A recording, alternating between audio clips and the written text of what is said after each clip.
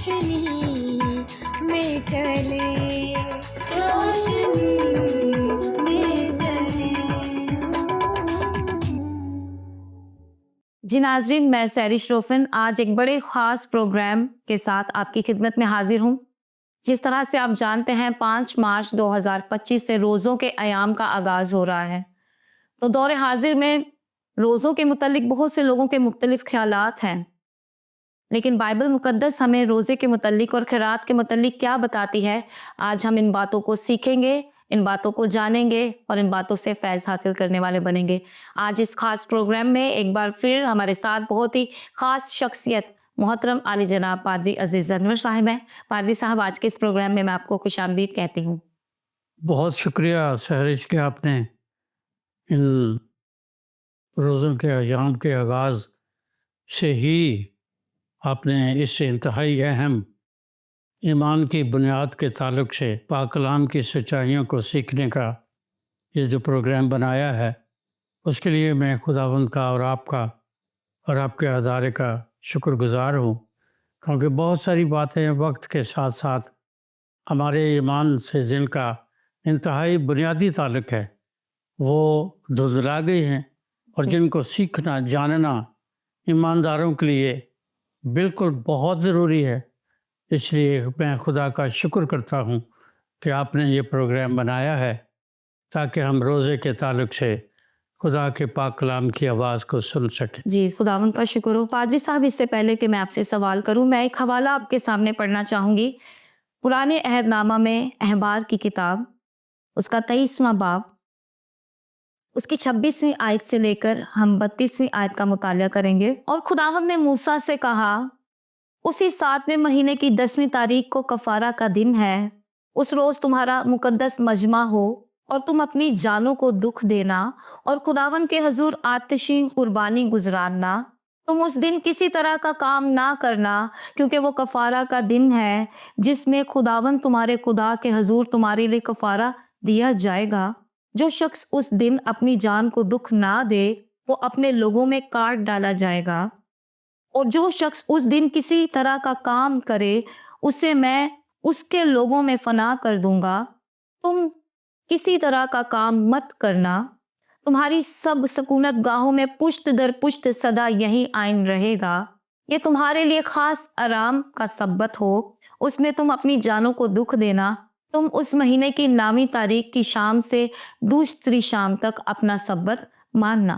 تو پادری صاحب، سوال آپ سے یہ پوچھنا چاہوں گی کہ کس طرح ممکن ہے ہمارا جسمانی طور پر بھوکے رہنا ہماری روحانی قوت کا باعث ہو، جب ہم سب جانتے ہیں کہ نہ تو روح کو بھوک لگتی ہے اور نہ ہی پیاس لگتی ہے؟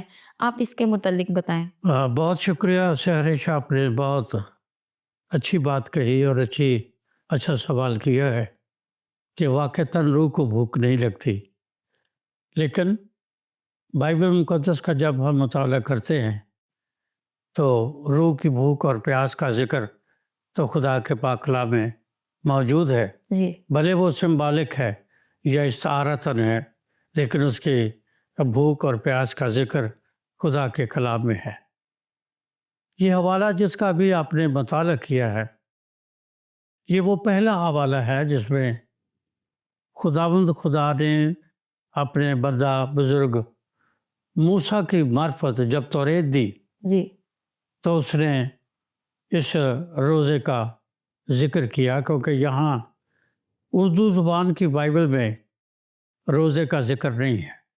ٹھیک، عبرانی کی بائبل میں یہاں لفظ جو ہے اپنی جان کو دکھ دینا، وہ صوم ہے، سواد سے، صحیح، سواد واو بیم صوم، اور عربی زبان میں بھی روزے کو صوم کہا جاتا ہے، ٹھیک، جس کا ترجمہ کیا گیا ہے وہ یہ ہے کہ اپنی جان کو دکھ دینا اور نفس کشی کرنا۔ اس کا مطلب یہ ہے کہ جب ہم خدا کے پاک کلام کا مطالعہ کرتے ہیں تو ہمیں ضروری ہے کہ ہم ان حقیقتوں کو سیکھیں جو خدا کا پاک کلام ہمیں سکھاتا ہے، نہ کہ ہم دنیا داری کی جو باتیں ہیں، جو تعلیمات ہیں، ہم ان پر غور کریں۔ جب ہم روزے کے بارے پاک کلام میں سے پڑھتے ہیں تو بے شمار حوالہ جات ہے عہد عتیق میں، لیکن روزے کا لفظ بائبل میں قاضیوں 18ویں باب میں آتا ہے پہلی دفعہ۔ صحیح۔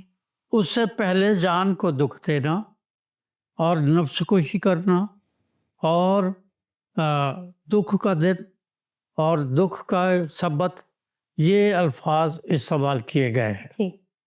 روزہ جو لفظ ہے، جیسے میں نے پہلے بتایا کہ یہ عبرانی اور عربی زبان کا لفظ ہے، اس کو انگلش میں ہم فاسٹنگ بھی کہتے ہیں، لیکن روزہ جب ہم اردو کی گرامر یا صرف ناو کے مطابق اس کا مطالعہ کرتے ہیں تو روزہ دو الفاظ کا مجموعہ ہے، یعنی یہ اردو گرامر میں مرکب لفظ ہے۔ روز جس کا مطلب ہے دن، اور ہے جو ہے وہ مخفف ہے آ کی۔ اس کا مطلب یہ ہے کہ وہ دن جس دن آدمی دکھ اور رنج، غم اور اس طرح کے حالات کے ساتھ خدا کے حضور حاضر ہوتا ہے، اس کو ہم اردو زبان میں یا بائبل کی زبان میں روزہ کہتے ہیں۔ لیکن اس کے لیے میں نے بتایا کہ قاضیوں کی کتاب کے 18ویں باب سے پہلے لفظ روزہ استعمال نہیں کیا گیا۔ جو لفظ استعمال کیا گیا ہے وہ آپ نے ابھی پڑھا ہے جی، کہ وہ یہ ہے اپنی جان کو دکھ دینا، نفس کشی کرنا۔ سوال یہ ہے کہ جان کو دکھ دینا اور بھوکے رہنا، اس میں فرق کیا ہے؟ جو جیسے ابھی آپ نے سوال کیا ہے اور لوگ بھی اکثر ایسا سوچتے ہیں۔ بنیادی طور پر جان ہے کیا؟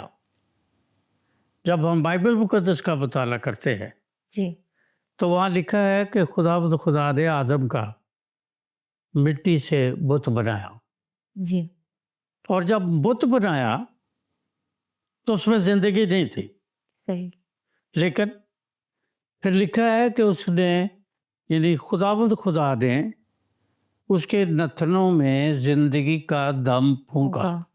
بڑا ڈفرینشیٹ کر کے بتایا گیا ہے کہ زندگی کا دم پھونکا اس کے نتنوں میں، تو ریاکشن یا رد عمل کے طور پر وہ مٹی کا جو پتلا تھا جی، وہ جیتی جان ہوا، اور اسے خدا نے آدم کہا۔ حالانکہ خدا نے پہلے پیدائش کی کتاب کے پہلے باب کی 26 آیت میں کہا تھا کہ آؤ ہم انسان کو اپنی شکل، صورت، شبیہ پر بنائیں۔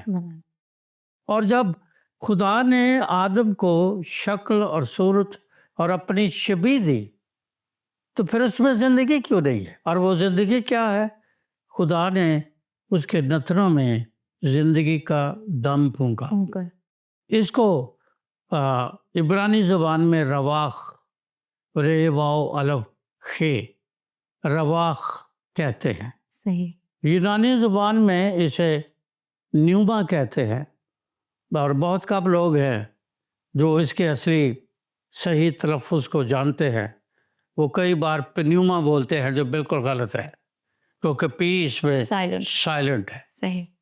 یہ جو رواخ ہے یا نیوما ہے، اس کا ترجمہ بائبل مقدس میں اور پیدائش کی کتاب کے 2 باب میں روح کہا گیا ہے، کہ اس نے اس کے نتنوں میں زندگی کا دم پھونکا، یعنی روح کو پھونکا، اور وہ جیتی جان ہوا۔ اور یہی وہ لفظ ہے جو الہام کے لیے، جی، نبوت کے لیے، روح القدس کے لیے اور خدا کے کلام کے لیے استعمال کیا گیا ہے۔ تو یہ جو لفظ ہے، اس کا مطلب یہ ہے کہ اس کو جاننا ہر ایماندار کے لیے بہت ضروری ہے کہ یہ زندگی کا دم کیا ہے جسے دکھ دینے کی بات روزے میں کہی گئی ہے۔ جب ہم اس کا یونانی زبان میں اور عبرانی زبان میں ان الفاظ کا مطالعہ کرتے ہیں جی، تو پھر اس کے لیے جو ایک لفظ ہمیں ملتا ہے جس کا ترجمہ یہاں پر ہے کہ وہ جان ہے، اور اسی کو کہا گیا کہ دکھ دینا۔ جان جو ہے، سوال یہ ہے کہ وہ ہم کس کو کہتے ہیں؟ ٹھیک. ویسے تو استثنا کی کتاب میں اور توریت میں لکھا ہے کہ خون بدن کی جان ہے، جان. تم اسے نہ کھانا. لیکن جب ہم میڈیکل سائنس کا مطالعہ کرتے ہیں تو جان جو ہے یہ 3 فاؤنڈیشنز پر کھڑی ہوتی ہے. اس کی 3 بنیادیں ہیں. ٹھیک. پہلی بنیاد اس کی یہ ہے کہ جان سے مراد، جس کو یونانی میں سوکھی کہتے ہیں، اور سوکھی سے ہی سائیکالوجی ہے. صحیح. اور سوکھی جو ہے اس سے چونکہ سائیکالوجی ہے، تو سائیکالوجی کے علم کے مطابق انسان 3 بنیادوں پر کھڑا ہے، اور اس میں پہلا ہے اس کی عقل، انٹلیکٹ اسے کہتے ہیں، عقل، وٹ، اور اس کو عقل کہا جاتا ہے. پھر اس کے بعد کہا جاتا ہے اس کی قوت فیصلہ، ڈیسیژن میکنگ پاور، اوکے. جو خدا نے آدم اور حوا کو دی. اور یہ جو پاور ہے یہ سوائے انسان کے مخلوقات میں کسی کے پاس نہیں ہے، صحیح. کیونکہ انسان جو ہے وہ خود مختار ہے اور وہ اپنے فیصلے خود کرتا ہے. عقل ہے، جذبات ہے، اور قوت فیصلہ ہے. یہ 3 بنیادی فاؤنڈیشنز ہیں جن پر ایک نارمل انسان جو ہے وہ کھڑا ہے. کھڑے. اور اگر ان تینوں میں سے کسی ایک فاؤنڈیشن میں انسان جو ہے وہ کمزور ہو جاتا ہے یا لیک کرتا ہے تو میڈیکل سائنس میں اسے ہمیشہ اب نارمل انسان کہا جاتا ہے. ٹھیک. تو روزہ جو ہے یہ نارمل انسان کے لیے ہے، یہ اب نارمل انسان کے لیے نہیں ہے. لیکن نارمل انسان کو یہ کہا گیا ہے کہ وہ اپنی جان کو دکھ دے، یعنی عقل کو، اپنے جذبات کو، اپنے قوت فیصلہ کو، تینوں فاؤنڈیشنز کو ایک مقام پر رکھ کر وہ روزہ رکھے یا کھانے پینے سے پرہیز کرے. کھانے پینے سے کیوں پرہیز کرے؟ پہلی بات تو یہ ہے جو اکثر لوگ سوال کرتے ہیں، جو آپ نے بھی کیا ہے. بے شک انسان کی روح کو خوراک کی ضرورت نہیں ہے، پر انسان کے بدن کو تو ہے. بالکل. روح تو نظر نہیں آتی اور بدن تو نظر آتا ہے. بالکل. بدن کی صحت، بدن کی بیماری، بدن کی قوت، بدن کی کمزوری، یہ تو نظر آتی ہے، روح تو نظر نہیں آتی. اس لیے جب ہم روزہ رکھتے ہیں تو ہم ایک انگلش میں ایک محاورہ ہے کہ نون ٹو ان نون، ہم روح کے بارے نہیں جانتے، پر جب ہم بدن کے راستے روح کی طرف بڑھتے ہیں تو پھر ہم روح کو سمجھنا اور سیکھنا شروع کر دیتے ہیں، اور پھر روح کو سیکھنا یا جاننا ہمارے علم میں یا ہمارے بس میں یا ہمارے تجربے میں آ جاتا ہے. جی. اس لیے بھوکے اور پیاسے رہنا ہمارے لیے ضروری ہے. یہ پہلا قدم، یہ روزے کا پہلا قدم ہے. باقی جو اقدام ہیں وہ تو مسیح یسوع نے متی کی انجیل کے 6 باب میں بتایا ہے کہ وہ اقدام کیا ہے. اس نے کہا جب کبھی تو روزہ رکھے، روزہ رکھے. اور جب کبھی تو روزہ رکھے تو کیا لکھا ہے؟ اپنے سر میں تیل ڈال، اپنا منہ دھو، اور کوٹھڑی میں جا، دروازہ بند کر، دعا کر، تاکہ تیرا باپ جو پوشیدگی میں تجھے دیکھتا ہے وہ تجھے روزہ دار جانے. اور یہی وجہ تھی کہ یہ روزہ جو تھا وہ بنی اسرائیل قوم کی مذہبی اور ایمان کی زندگی میں ایک بہت بڑی اہمیت رکھتا تھا، جس کے لیے خداوند نے ان کو ایک روزہ رکھنے کی کا حکم دیا. اجازت نہیں، حکم دیا. اور جب حکم دیا تو پھر بنی اسرائیل قوم نے ہر سال ابیب کے مہینے میں اس روزے کو رکھا اور اسے عید کے طور پر منایا. وہاں لکھا ہے 7ویں مہینے کی 9ویں تاریخ کی شام سے 10ویں تاریخ کی شام تک تب نفس کشی کرنا اور اپنی جانوں کو دکھ دکھ دینا۔ دینا۔ بے شمار لوگ آج اس بات سے متفق نہیں ہیں، ان کی اپنی اپنی تعلیمات ہیں۔ جی لکھا ہے پاک کلام میں کہ 7ویں مہینے کی شام سے 9ویں تاریخ کی شام سے جی 10ویں تاریخ کی شام شام تک، تک، اس کا مطلب ایک شام سے دوسری شام ہے، تک۔ جس سے مراد 24 آورز ہیں، 8 پہر ہیں۔ اور یہ جو 8 پہر ہیں، یہ جو 24 آورز ہیں، یہ کسی چرچ کا، کسی مشن کا، کسی استاد کا بنایا ہوا قانون نہیں ہے، نہیں ہے۔ یہ توریت کا قانون ہے، شریعت کا قانون ہے۔ یہ قانون خدا نے بنایا ہے، اور خدا نے بنانے کے بعد موسیٰ کو اور بنی اسرائیل قوم کو، اور آج بھی مسیحی طور پر روزہ رکھنے والوں کو ایک حکم دیا ہے۔ صحیح۔ یہاں لکھا ہے کہ پشت در پشت تمہارے درمیان سدا یہی آئین رہے گا۔ رہے۔ اس کا مطلب یہ ہے کہ کوئی بھی شخص ہے، وہ کسی بھی عہدے پر ہے، پروفیسر ہے، پادری ہے، خادم ہے، بشپ ہے، پوپ ہے، کوئی بھی ہے، کسی کو یہ حق حاصل نہیں ہے کہ خدا کے کلام کے بنائے ہوئے قوانین کو یا خدا کے قوانین میں ترمیم کرے۔ اس لیے لکھا گیا ہے کہ سدا یہی آئین رہے گا، کہ کب تک؟ پشت در پشت۔ اور اسرائیل قوم جو ہے وہ آج تک اس قانون کو مانتی ہے۔ لیکن یہ میں عرض کر دوں کہ جب اسرائیل قوم اسیری میں چلے گئے 586 قبل از مسیح میں، بابل کا بادشاہ ان کو اسیر کر کے لے گیا، اور وہ 70 سالہ اسیری میں چلے گئے۔ تو 70 سالہ اسیری کے بعد جب ان کو بحال کیا گیا اور وہ واپس آئے، جو ہم بائبل میں پڑھتے ہیں کہ یہوصدق کاہن اور شیالتیل کے دور میں بنی اسرائیل قوم کو اجازت دی گئی کہ وہ جائیں اور اپنے گھر بنائیں اور ہیکل بھی تعمیر کریں۔ تو وہاں جب ہم اس حوالے کا مطالعہ کرتے ہیں جی تو وہاں انہوں نے جب اپنے گھروں کو تعمیر کیا تو پھر ان کی ایک کونسل ہوئی، ربیوں کی، کاہنوں کی، سردار کاہنوں کی۔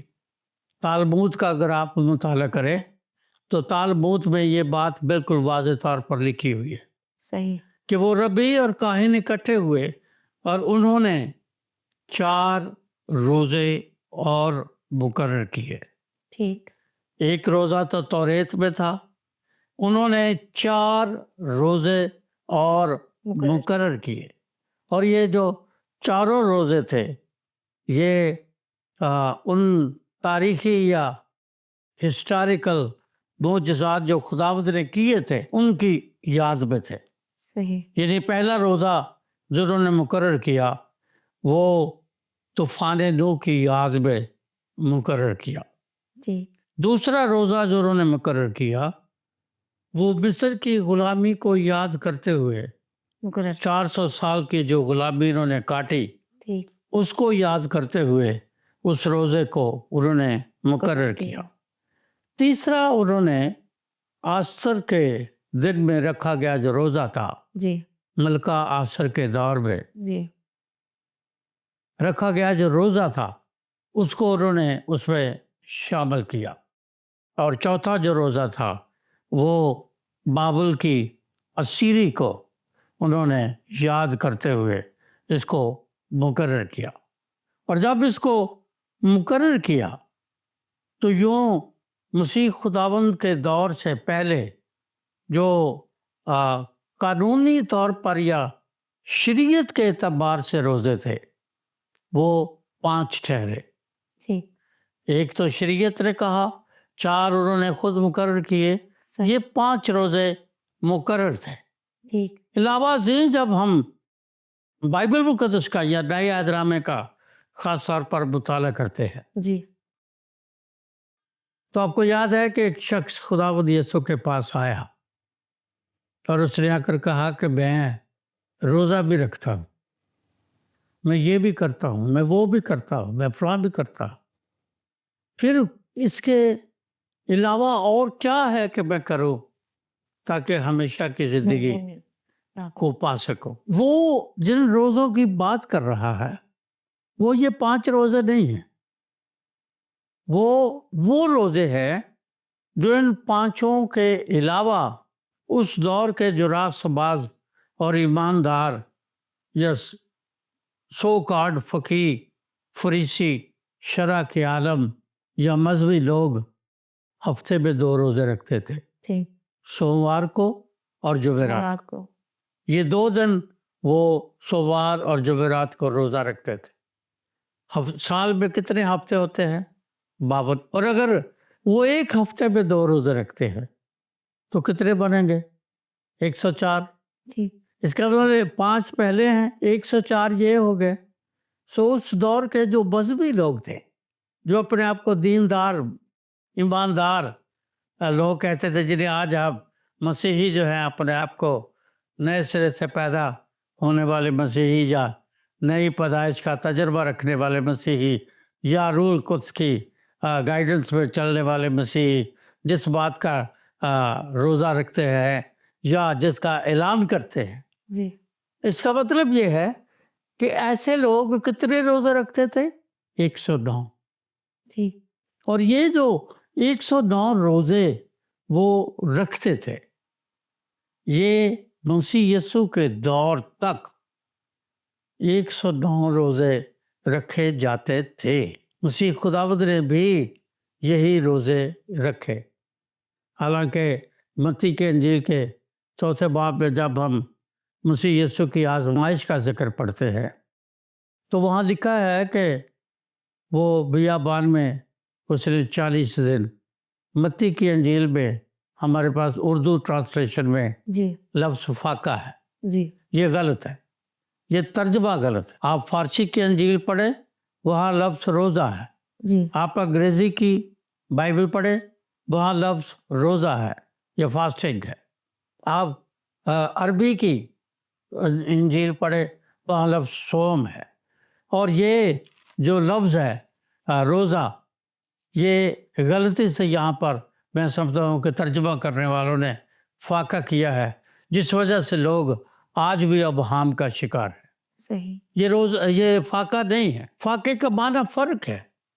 یہ روزہ ہے اور روزے کا معنی فرق ہے، جو ابھی ہم نے بائبل میں خود ہی آلریڈی پہلے سے لکھا ہوا ہے کہ اپنی جان کو دکھ دینا اور نفس کشی کرنا. لیکن مسیح یسوع نے جب روزہ رکھا تو آج لوگ اعتراض کرتے ہیں، مسیحی بھی اور غیر مسیحی بھی اعتراض کرتے ہیں کہ جی خداوند نے تو 40 دن فاقہ کیا ہے. اس وجہ سے وہ ایک پلی لیتے ہیں، وہ ایک دلیل بنا لیتے ہیں.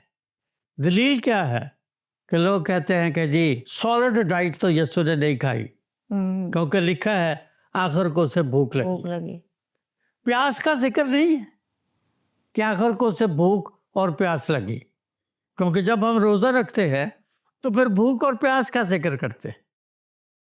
تو وہاں لکھا ہے کہ آخر کو اسے بھوک لگی.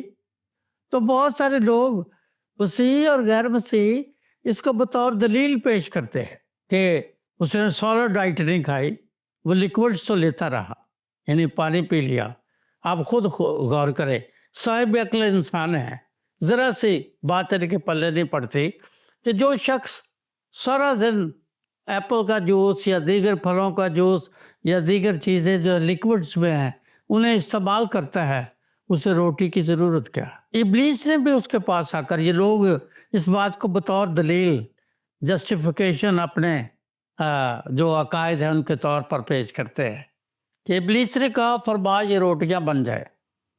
اس نے یہ نہیں کہا کہ فرما کہ تیرے لیے روٹی اور پانی مہیا ہو جائے. اور لوگ اس بات کو بطور دلیل لیتے ہیں کہ یسوع نے آخر کو بھوک لگی. یہ نہیں لکھا کہ اس کو بھوک اور پیاس لگی، اس لیے انسان جو ہے وہ لیکوڈز اگر لیتا رہتا ہے جیسے مسیح لیتا رہا، ان کے ذہن میں یہ ہے کہ مسیح لیکوڈز لیتا رہا، یعنی پانی یا جوس یا دیگر چیزیں وہ لیتا رہا، اس لیے اسے روٹی کی ضرورت نہیں تھی. چونکہ روٹی کی اس کو ضرورت پڑی जब उसको आखिर को लिखा है आखिर को उसे भूख लगी। लगी। इसलिए अक्सर लोग सवाल करते हैं, मुझसे कई दफ़ा लोगों ने सवाल किया है कि जी पाक कलाम में तो ये लिखा है कि हम तवे की पक्की नहीं खाते, जो सॉलिड डाइट नहीं लेते। बहुत से गैर मसीही जो हैं और मसीही जो है वो ये सवाल करते हैं कि जी सॉलिड डाइट हम नहीं लेते, हम तो लिक्विड्स ले लेते हैं। मैं समझता हूँ ये उनके काबिल भी है। वो बाइबल से वाकिफ़ थे, वाकिफ नहीं। वो रोज़े की जो हक़ानियत है, जो ऑथेंटिसिटी है बाइबल मुक़द्दस की रोशनी में उससे ना वाकिफ़ है। जी। वो रोज़े से मुराद बदन और रूह दोनों की बात है।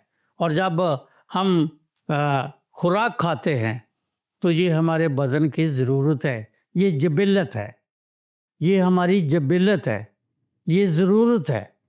और रूह चूँकि कभी किसी ने देखी नहीं, हम रूह को उसके कामों के वसीले से जानते हैं, अदरवाइज़ हम रूह के बारे कुछ नहीं जानते। बिल्कुल। और रूह को जब हम कामों के ज़रिए देखते हैं तो फिर ज़रूरी है कि हम इस नॉन टू अननोन की तरफ बढ़े। हम बदन को जानते हैं, रूह को नहीं जानते। क्योंकि ये नॉन है तो रूह अननोन है, तो हम उसकी तरफ बढ़ सकते हैं। और बढ़ने का तरीका जो है वो बाइबल मुक़द्दस में उसने बताया है कि तुम नफ्स कुशी करना, अपनी जान को दुख देना। और जो शख्स भूखा प्यासा नहीं रह सकता वो अपने अक्ल, अपने जज्बात और अपने क़ुव्वत फ़ैसला को किस तरह से सलीब तले कुर्बान कर सकता है, या अपने ईमान की सूली दे चढ़ा सकता है, ये ईमान की सलीब दे सकता है। जो शख्स भूख और प्यास बर्दाश्त नहीं कर सकता वो और क्या कर सकता है। इसलिए ज़रूरी ये कहा गया है कि हम रोज़ा रखें और भूखे और प्यासे रहें ताकि नफ्स कुशी की जाए और उसके वसीले हम उस मंजिल को पा सकें जिसका हमारा बदन पहुँच नहीं पाता। थैंक यू पादरी साहब, बड़ी खूबसूरती के साथ आपने रोज़े के मुतल्लिक बताया। यकीनन नाज़रीन, जिस तरह से आपने बाइबल मुक़द्दस में से सीखा कि किस तरह से रोज़ा हमें रखना चाहिए, कि हम अपनी जान को दुख देना है, अपने बदन को दुख देना है, एक शाम से दूसरी शाम तक रोज़ा रखना है। तो बाइबल मुक़द्दस में और भी हम हवाला जात देखते हैं तो बाइबल मुक़द्दस में खुदा के खादिम, खुदा का बंदा पौलुस रसूल भी कहता है कि अपने बदन को ऐसी कुर्बानी होने के लिए नज़र करें कि जो ज़िंदा है और पाक है और खुदा को पसंदीदा है। यही हमारी माकूल इबादत है। बातें तो और भी बहुत सी हैं लेकिन वक्त इजाज़त नहीं दे रहा। हम इसी टॉपिक के मुतल्लिक अगले एपिसोड में सीखेंगे। लिहाजा आज के इस प्रोग्राम में मुझे और पादरी साहब को इजाज़त दें। खुदा हाफिज़। आओ हम खुदावंद की रोशनी में चले, रोशनी